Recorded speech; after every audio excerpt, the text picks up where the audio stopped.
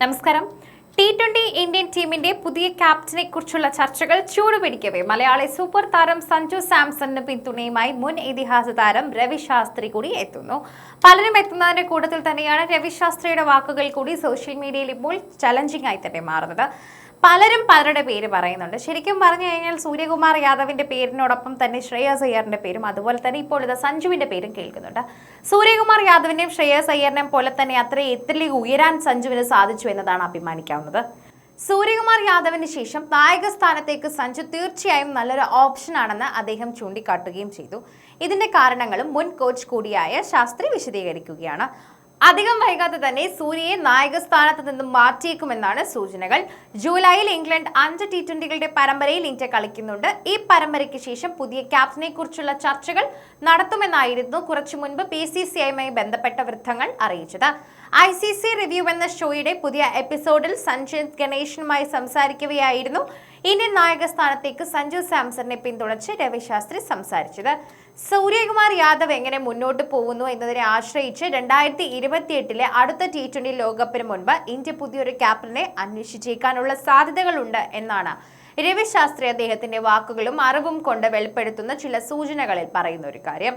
രാജസ്ഥാൻ റോയൽസിനോടൊപ്പം നേരത്തെ കൈവരിച്ചിട്ടുള്ള നേട്ടങ്ങളിലൂടെ സഞ്ജു സാംസൺ ഈ റോളിലേക്ക് അവകാശവാദം ഉന്നയിച്ചിരിക്കുകയാണ്. അദ്ദേഹം ഇപ്പോൾ ടീമിലെ സ്ഥിരം സാന്നിധ്യമായി മാറിയിരിക്കുകയാണ്. മുൻനിര വളരെയധികം അപകടകാരിയായി മാറുകയും ചെയ്തിരിക്കുന്നു. അടുത്ത 2-3 വർഷത്തിനുള്ളിൽ സഞ്ജുവിൽ നിന്നും നിങ്ങൾ കാണാൻ പോകുന്നതിന്റെ തുടക്കം മാത്രമാണ് ഇതിനെ ഞാൻ കാണുന്നത്. രവിശാസ്ത്രി വിശദമാക്കിയ വാക്കുകളാണിത്.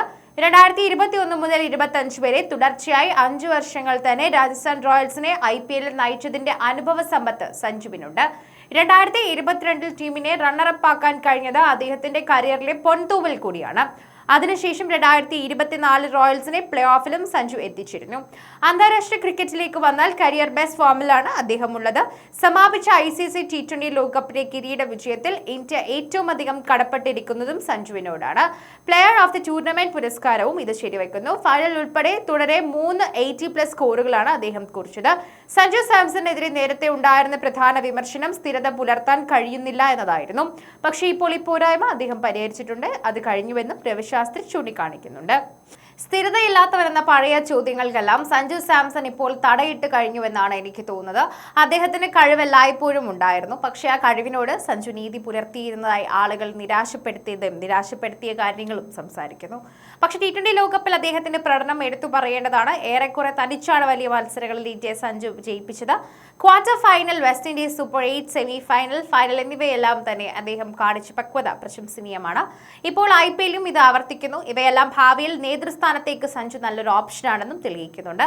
ശാസ്ത്രി കൂട്ടിച്ചേർത്ത വാക്കുകളാണിത്. മലയാളി സൂപ്പർ താരം സഞ്ജു സാംസന്റെ കരിയറിലെ സുവർണ വർഷമായി മാറിയിരിക്കുകയാണ് 2026.